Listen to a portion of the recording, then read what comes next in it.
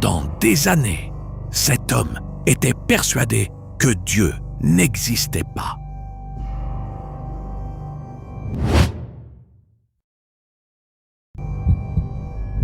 Eh bien, j'étais allongé là, entouré de médecins, d'infirmières et d'aides-soignants, mais j'avais énormément de mal à garder les yeux ouverts. J'ai ressenti une sensation comme une libération.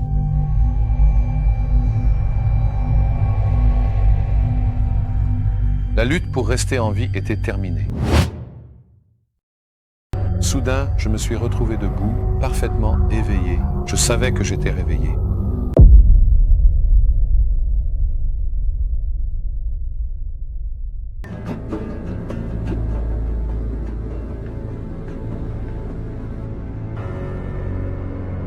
En descendant la rivière, on voyait l'eau devenir fluorescente et scintiller quand on la soulevait. Belle nuit.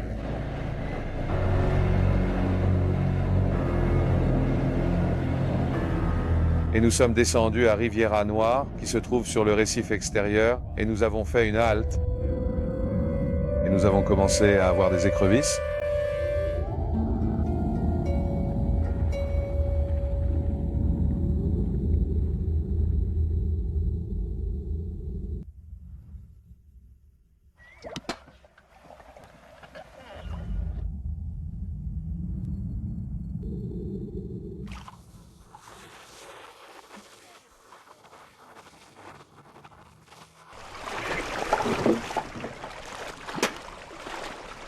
Il faisait assez sombre car les nuages arrivaient. Il n'y avait donc pas vraiment de clair de lune. L'eau était légèrement agitée.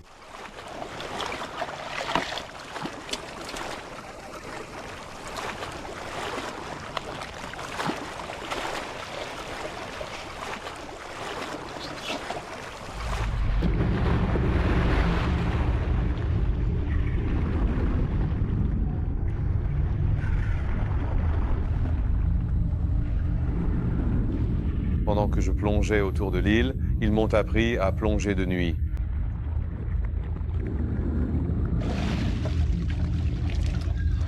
C'est une plongée sur le récif extérieur et pendant la plongée, nous regardions avec nos lampes de plongée car les crabes et les écrevisses sortaient de leur cachette. Avec ta lampe torche, tu pouvais les aveugler. Avec tes gants en cuir, il suffisait de les attraper.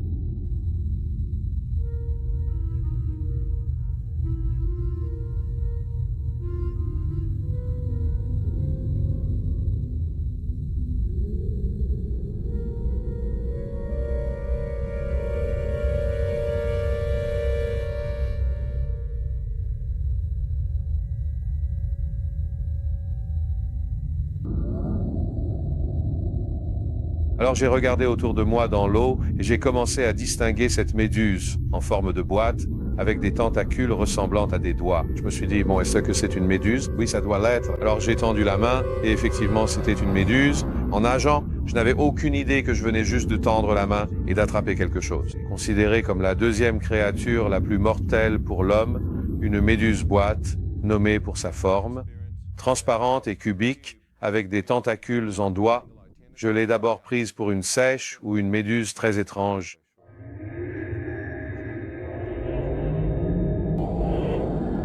Quelque chose a percuté mon bras et m'a piqué. J'ai eu l'impression que des milliers de volts d'électricité traversaient mes bras. Ça m'a littéralement secoué dans l'eau.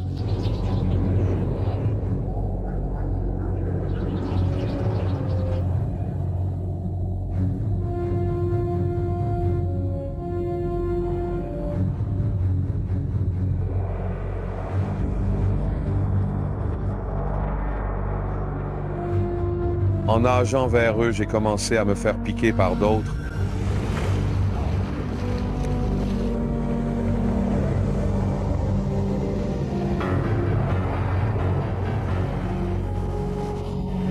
Il s'est fait toucher une quatrième fois.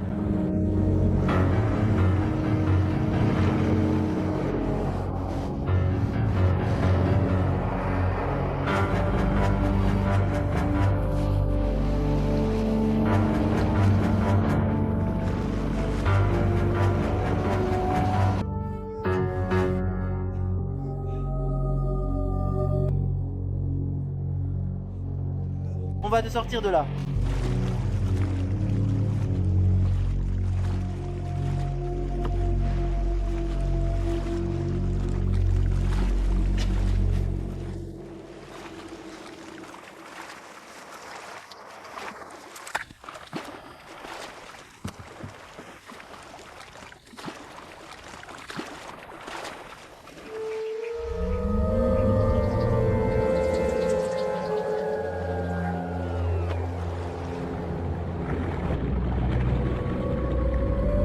Mon bras droit, qui est paralysé et traîne dans l'eau, a été touché par la cinquième.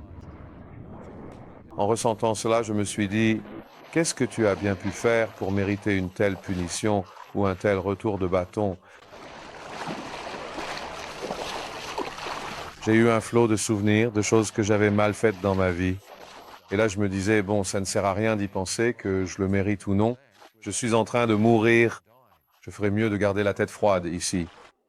Pendant que le jeune garçon me tire à travers le lagon, je reste assis là, aussi calme que possible, mais je sens le poison atteindre mes reins, comme si quelqu'un enfonçait son poing dans mon dos. Au moment où j'atteins la plage, le jeune garçon me fait signe de sortir. Je fais un pas en avant et ma jambe droite se dérobe sous moi. Je me rends compte que le poison a déjà engourdi ou paralysé le côté droit de mon corps. Et ce jeune garçon m'a porté sur l'autre bout de la plage de sable, ce qui est vraiment difficile.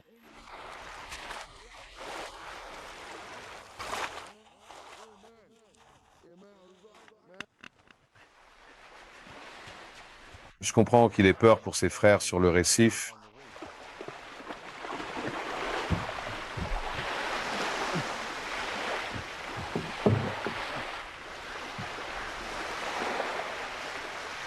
Je me suis simplement allongé par terre pour suivre. Et j'ai commencé à me sentir très faible et fatigué.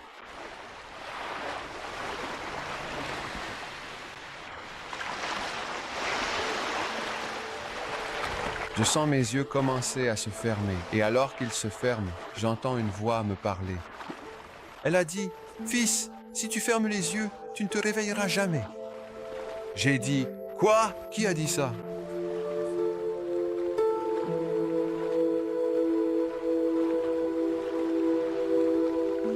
En regardant à ma droite, je m'attendais à voir un homme debout à côté de moi, mais il n'y avait personne. C'est étrange. Mais je savais que j'avais entendu une voix me parler. « Ferme les yeux, tu ne te réveilleras jamais. » Mais ça veut dire que tu vas mourir. Qu'est-ce que tu fais? Tu as besoin d'antisérum, d'antitoxines. Je le savais intellectuellement en tant que maître nageur, mais là, je suis confronté au fait que ce poison vient de m'anéantir. Et je ne me rends pas compte que je suis au bord d'un coma potentiel et je crois à une mort certaine. Alors je me suis levé. J'ai combattu la mort qui s'abattait sur moi du mieux que je pouvais et j'ai découvert que ma jambe gauche était encore assez forte pour supporter mon poids.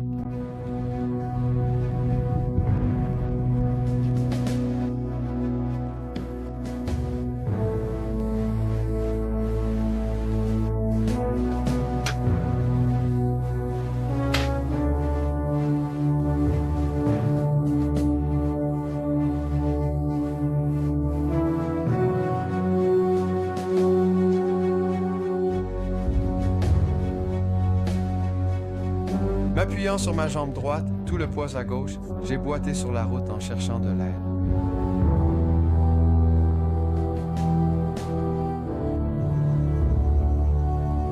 Si tu fermes les yeux, tu ne te réveilleras jamais.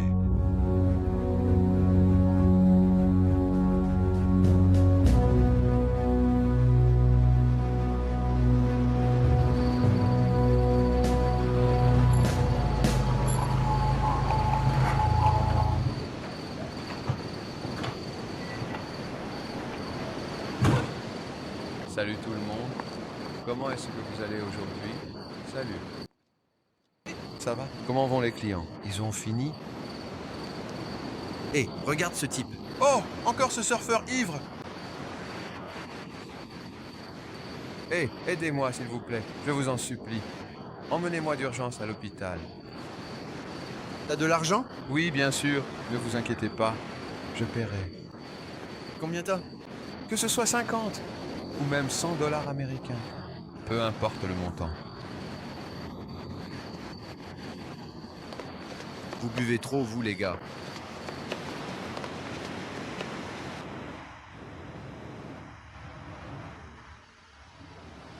J'ai de nouveau entendu cette voix me parler. Il a dit, « Mon fils, es-tu prêt à supplier pour avoir la vie sauve ?»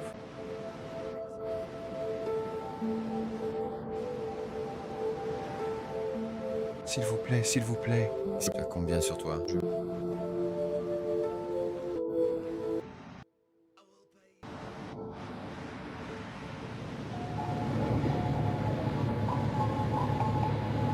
Comment allez-vous me payer? Ne vous inquiétez pas, je te paierai promis. Où logez-vous? Je séjourne actuellement dans un petit bungalow. À Tamarin. Bay. D'accord. Je vous déposerai à l'hôtel Tamarin Bay. Non, attendez. Hôpital. Tu n'as pas d'argent. Je vais te déposer là-bas. Non. S'il te plaît.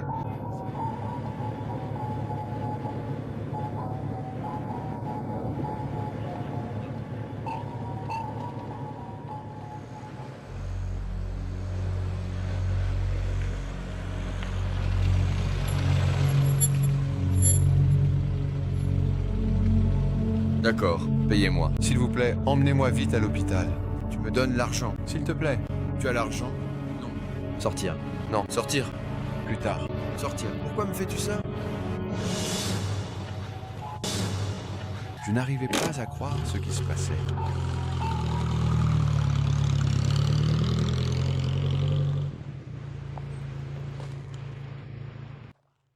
Allongé là, j'entendais la voix familière d'un pêcheur créole du village, Daniel.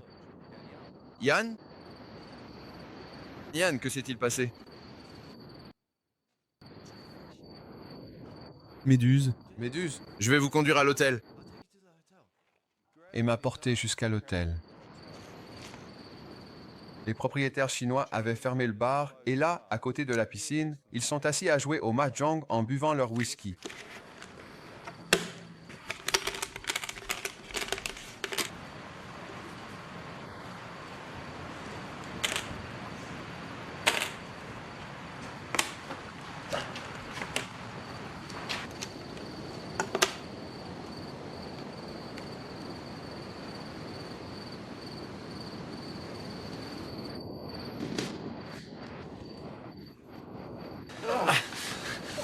Je vais appeler une ambulance. Et petit blanc, qu'est-ce qui te prend? Tu es ivre?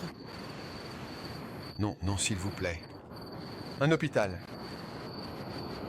S'il te plaît. J'ai besoin d'un hôpital. Un hôpital. Qu'est-ce que c'est ça?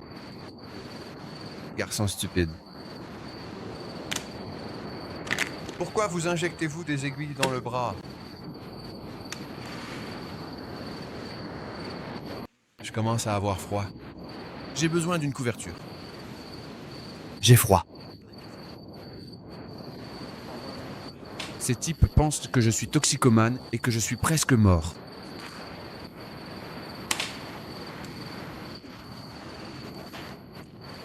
Garçon stupide, garçon stupide.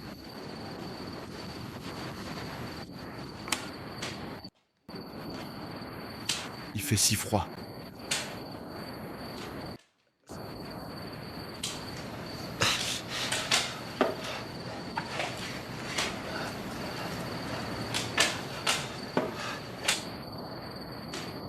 Ouais.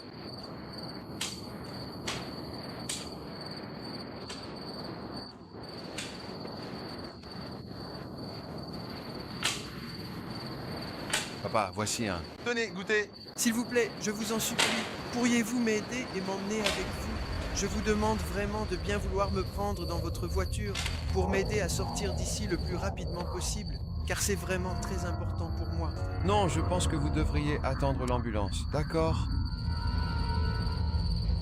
Il veut ma voiture. J'ai détourné le regard. Je savais que si je le regardais, je craquerais.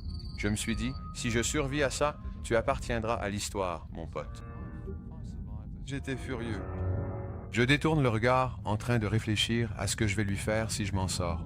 Et je vois Daniel surgir de nulle part, courir jusqu'à mon côté. À ma grande surprise, une ambulance arrive à toute vitesse sur le parking. S'il te plaît. Méduse? Ne t'inquiète pas, tu vas t'en sortir.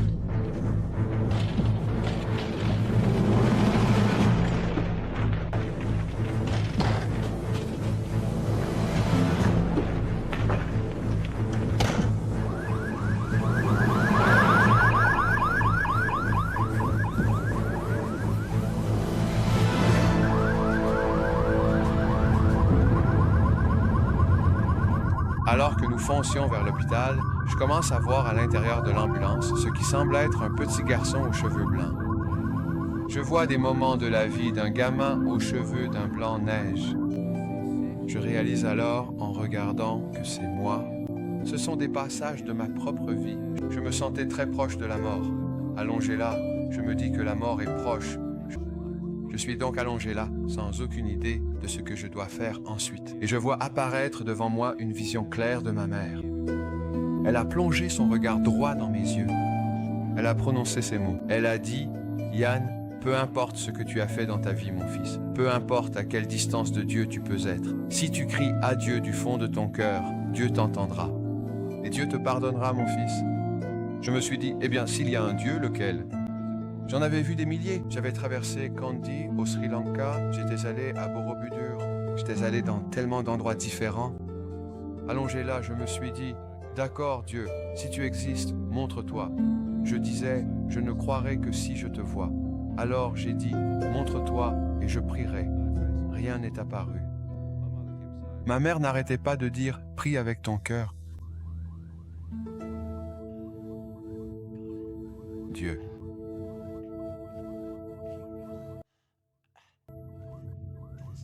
Si tout cela est réel, aide-moi à prier.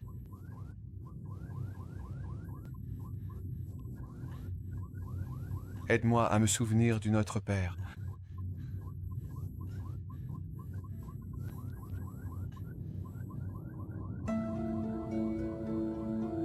Des mots ont commencé à apparaître devant mes yeux. Pardonne-nous nos offenses et nos péchés.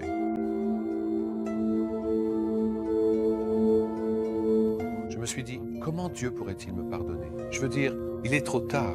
J'ai fait trop de mauvaises choses.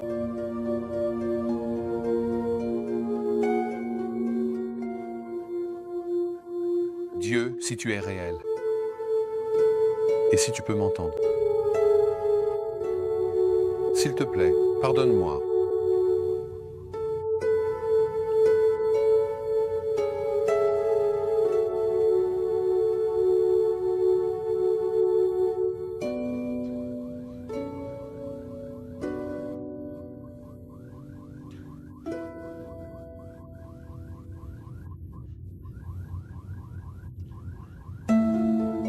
D'autres mots sont apparus. Pardonne à ceux qui t'ont offensé et péché contre toi. Cela veut dire pardonner aux autres. Je peux faire ça. Je ne suis pas une personne vindicative de nature. Je peux pardonner à n'importe qui. Peu importe ce que les gens m'ont fait, je pardonne à ceux qui ont péché contre moi. Au moment où j'ai dit cela, le visage du chauffeur de taxi indien est apparu devant moi. Je me suis dit, qu'est-ce que cet homme fait ici? La voix a dit, pardonneras-tu cet homme de t'avoir poussé hors de son taxi ce soir et de t'avoir laissé pour mort sur le bord de la route? Je me suis dit, non, vous plaisantez. Je veux dire, j'étais furieux contre ce type. Et la minute suivante, le visage du Chinois est apparu devant moi. Je me suis dit, qu'est-ce qu'il fait ici? La voix a dit, pardonneras-tu cet homme de ne pas t'avoir pris dans sa voiture ce soir et de t'avoir laissé mourir à l'hôtel? Je me suis dit, non. En voyant les visages de ces deux hommes, je me suis dit, mais qu'est-ce qui se passe? Ce n'est pas juste une prière bidon. Je pourrais en fait être en train de parler à quelqu'un qui pourrait être Dieu. Cette voix est en train de personnaliser cette prière pour moi.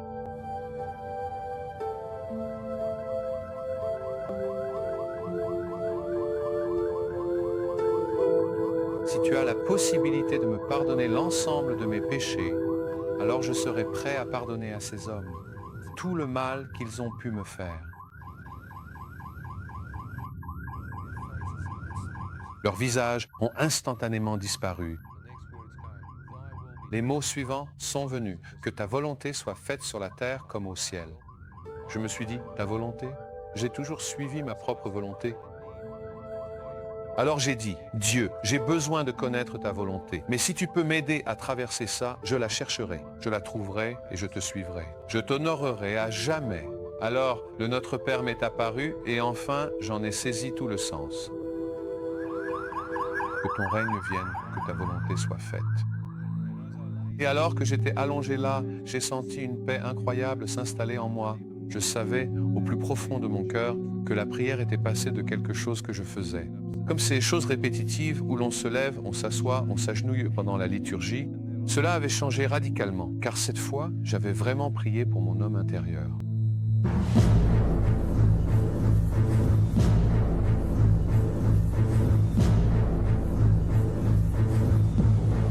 Que s'est-il passé? Qu'est-ce qu'il a? Méduse. Méduse. Monsieur, vous m'entendez? Préparez les antitoxines. Monsieur, vous m'entendez? Préparez les antitoxines.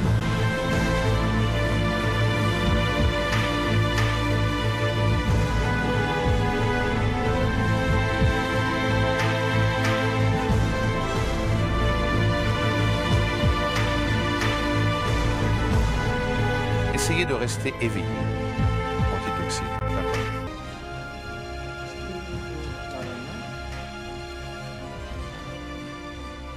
Doctor, I can't find a vein. Slap his hand.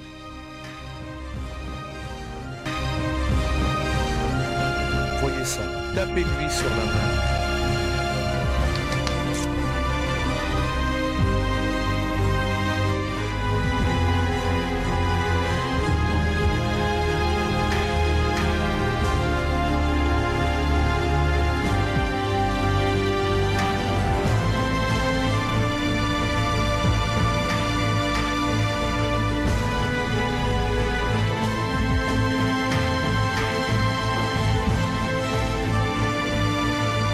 C'est tout ce que nous pouvons faire pour vous pour le moment.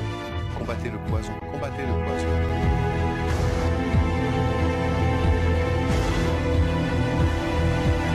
Et je sentais que je partais. C'était vraiment effrayant. On pouvait tout entendre.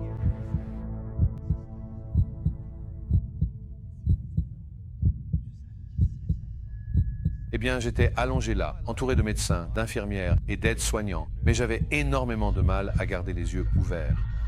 Je n'arrivais tout simplement pas à garder les yeux ouverts. Je me souviens les avoir fermés, avoir poussé un soupir de soulagement et m'être dit que j'allais faire une pause quelques instants, puis réessayer. En faisant cela, j'ai ressenti une sensation comme une libération.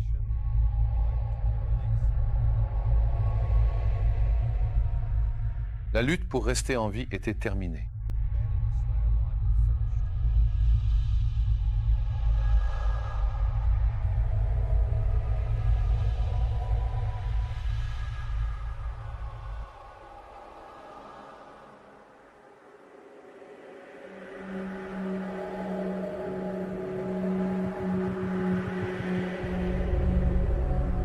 Soudain, je me suis retrouvé debout, parfaitement éveillé. Je savais que j'étais réveillé. Le problème, c'est qu'il faisait noir comme dans un four. Et ma première pensée a été, mais pourquoi diable ces médecins ont-ils éteint la lumière ici? C'est quoi cet hôpital? Alors que je restais là, me demandant depuis combien de temps j'avais dormi et pourquoi les lumières étaient éteintes, je me suis dit, bon, ne panique pas. Laisse tes yeux s'habituer à l'obscurité. Peut-être que tu t'es réveillé trop vite. Alors j'ai continué à regarder, pensant que mes pupilles s'étaient dilatées. Aucune lumière. Je ne voyais rien du tout. C'était noir comme dans une chambre noire. Bon, d'accord. Il doit bien y avoir un peu de lumière quelque part ici.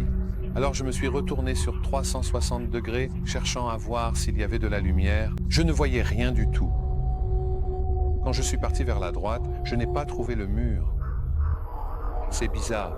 Est-ce qu'ils m'ont déplacé? Alors j'ai commencé à repartir vers la gauche, tâtonnant, cherchant mon lit. Impossible de le trouver. Je me suis dit, super, idiot, maintenant tu as perdu ta barbe. Comment as-tu bien pu faire ça? Alors que je tâtonne physiquement, la pensée suivante me vient à l'esprit. Il fait tellement sombre ici qu'on dirait que tu ne peux même pas voir ta main devant ton visage.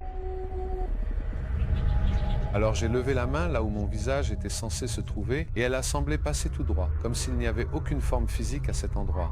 Je me suis dit, c'est impossible. On ne peut pas rater sa propre tête. Je suis passé de mon corps physique à absolument rien.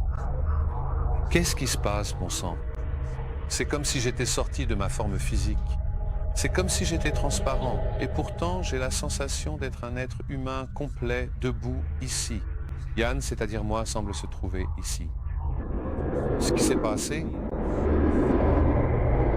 et tandis que je restais là, je commençais à sentir quelque chose sur ma droite qui me regardait. J'avais l'impression d'avoir devant moi des yeux invisibles, comme ceux de quelque chose. Ou quelqu'un qui me regarde. Les ténèbres étaient empreintes d'une présence maléfique, un mal froid et envahissant qui imprégnait l'atmosphère.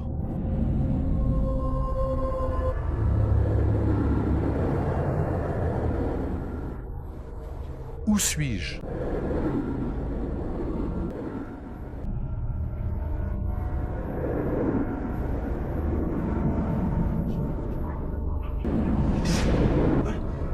What? Deserve to be where? Mériter d'être où ? Hell. Now shut up.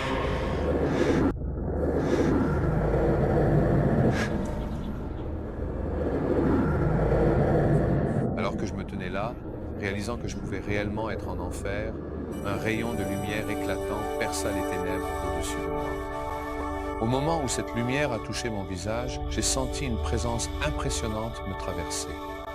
Et tout mon corps sembla se soulever du sol et se transformer en cette lumière et ce rayonnement. Alors que je suis aspiré à l'intérieur, je peux voir que cela provient d'une ouverture circulaire située bien au-dessus de moi. Je me sens comme une poussière attirée vers cette lumière. Alors que je suis aspiré vers elle, je me suis demandé, est-ce réel ? Je regarde par-dessus mon épaule et loin en dessous de moi, je peux voir les ténèbres. Ne comprenant toujours pas ce qu'était cette lumière, j'ai commencé à bouger. Jusqu'à l'ouverture, j'y entre. Alors que j'étais aspiré dans l'ouverture, je pouvais maintenant voir que c'était un tunnel. En regardant tout le long, je pouvais voir la source de la radiance. Ma première pensée, c'est que c'est le centre de l'univers. Regarde la lumière. Regarde la puissance qui en émane. Alors que je suis entraîné vers elle, j'observe une vague de radiance qui s'élève. Quand cette vague de lumière jaillit de la source, elle me touche et je ressens de la chaleur, du réconfort. Toute cette peur et cette obscurité semblent simplement me quitter et je sens une lumière vivante me traverser. Des faisceaux de radiance jaillissaient du noyau central. C'était comme un feu blanc.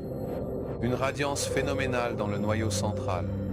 À partir de là, j'observais cette lumière éclatante percer et je me disais que même les étoiles de l'univers, même les constellations, devaient trouver leur source d'énergie à partir de ce point focal. Qu'est-ce que cette lumière ? Y a-t-il quelqu'un là-dedans, entouré de cette radiance ? Alors que je me posais cette question dans mon esprit, une voix m'a parlé depuis le centre de la lumière. Au moment où j'entends sa voix, je reconnais que c'est la même voix qui m'a parlé dans l'ambulance, me récitant la prière du Seigneur et me demandant si je pardonnerais. Et il a dit, « Yann, veux-tu revenir ? Si tu veux revenir, tu dois voir sous un nouveau jour. » Des mots sont apparus devant mes yeux. Dieu est lumière. Et en lui, il n'y a aucune obscurité. J'ai pensé, Dieu est lumière. Est-ce que cela pourrait vraiment être Dieu ? Et en lui, il n'y a aucune obscurité. Je viens tout juste de sortir des ténèbres. Qui que soit cet être, il est totalement séparé des ténèbres. Je ne vois aucune ombre, je ne vois aucun mal, seulement une pure radiance blanche. Et il connaît mon nom. Est-il possible que ce soit Dieu devant qui je me tiens et à qui je parle ? J'ai pensé, si c'est le cas, il doit pouvoir voir mon esprit absolument nu. Il doit tout voir. J'ai commencé à me retirer. Alors que je commençais à reculer vers l'obscurité du tunnel, j'ai vu une vague de radiance émaner de lui. Je m'y attendais. Elle m'a touché et m'a littéralement catapulté de nouveau dans le gouffre. Mais alors que cette vague de lumière émanait souvent, elle me traversait. Et tout ce que je recevais, c'était de l'amour. Cet amour me faisait littéralement sangloter. Je pleurais vraiment à chaudes larmes et je pouvais sentir une acceptation arriver. J'ai dit, Dieu, tu ne peux pas m'aimer. Je t'ai maudit. Encore plus d'amour.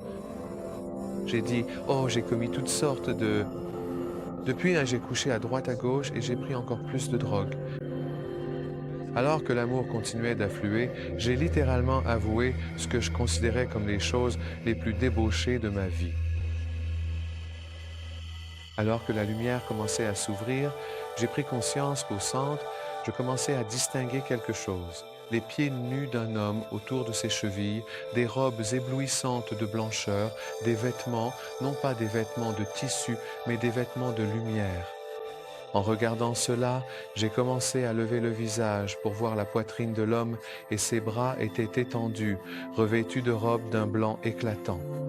Comme pour m'accueillir, en regardant, j'ai su que je contemplais Dieu lui-même.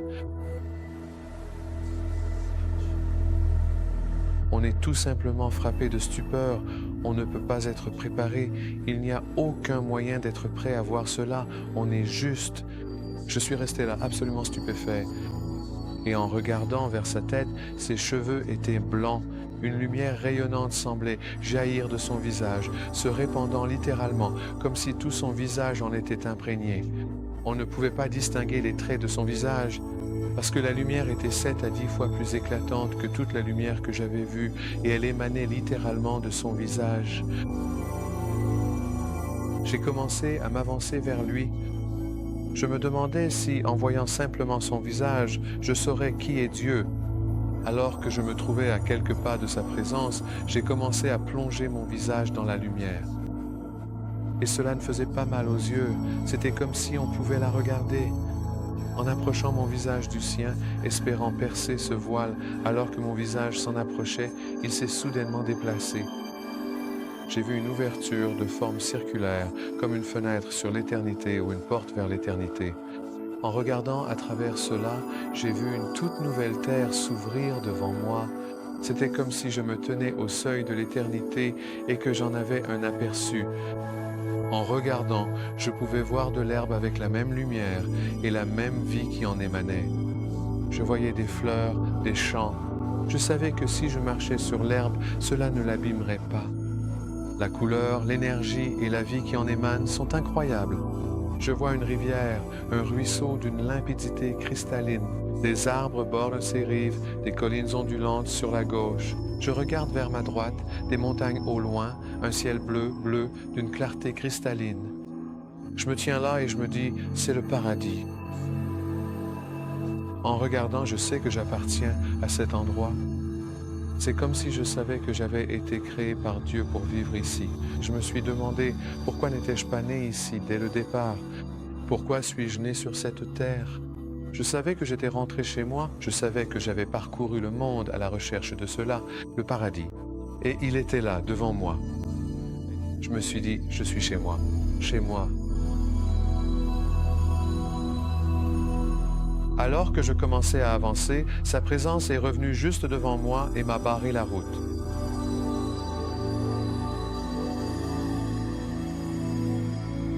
Il m'a posé cette question. Il a dit, « Yann, maintenant que tu as vu, veux-tu entrer ou veux-tu revenir? » Dieu. Je ne suis pas marié. Je n'ai pas d'enfant.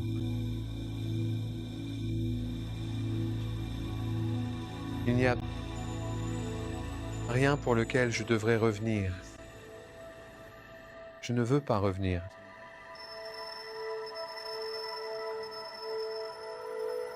Quand je me suis retourné, à ma grande surprise, Dieu m'a montré une personne qui m'avait aimé. Au moment où j'ai vu ma mère juste derrière moi, j'ai pleuré. Je me suis dit, non seulement j'ai menti à Dieu, mais il y a quelqu'un qui m'aimait. Et j'ai pensé, si je suis mort et que cela est réellement en train de se passer et que je franchis le seuil du paradis dans la présence de Dieu, est-ce que ma chère mère saura que son fils païen a prié dans cette ambulance, s'est repenti de ses péchés, a donné sa vie à Dieu et que Dieu a entendu ce jeune homme et l'a emmené au paradis? Je me suis dit, ma mère pensera que son fils est allé en enfer. Je me suis dit qu'elle recevrait un télégramme ou un télex disant « Votre fils est décédé la nuit dernière ». Voulez-vous le rapatrier en cercueil ou en urne? J'ai pensé que ça pourrait l'anéantir. Elle a perdu sa famille. Et j'ai pensé à quel point ce serait égoïste de ma part de franchir le seuil et de laisser ma mère m'enterrer en pensant que je suis allé en enfer.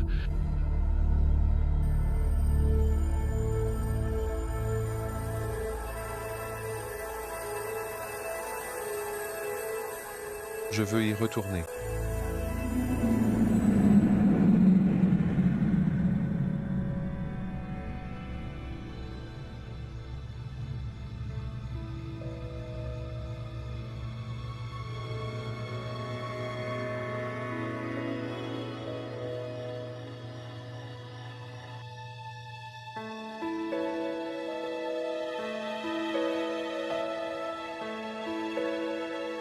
Je me suis instantanément retrouvé sous ma forme physique dans un hôpital avec un médecin qui s'était occupé de moi. Je tenais mon pied droit en l'air avec un instrument pointu, comme un scalpel ou un couteau, qui me piquait la plante du pied.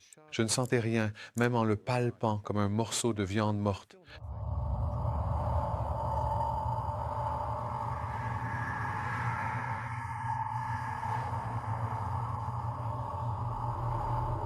J'entends la voix de Dieu interrompre mes pensées et il dit ceci, « Mon fils, je viens de te rendre la vie. » Quoi? Je viens de voir Dieu. Que se passe-t-il ici? J'ai senti une force incroyable me traverser. C'était comme une basse tension électrique. J'ai senti tout mon corps recommencer à ressentir des sensations et en quelques heures, j'étais complètement guéri.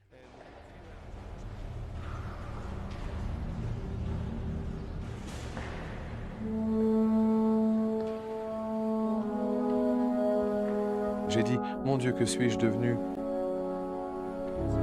Il a dit, tu es un chrétien né de nouveau.